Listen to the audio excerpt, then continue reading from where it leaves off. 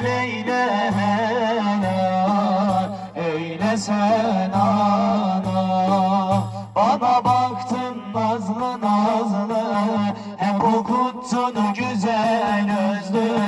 Sana olsun cennet fazlı, cennet hatunu anam. Ana hakkını helal eyle, baba hakkını helal eyle.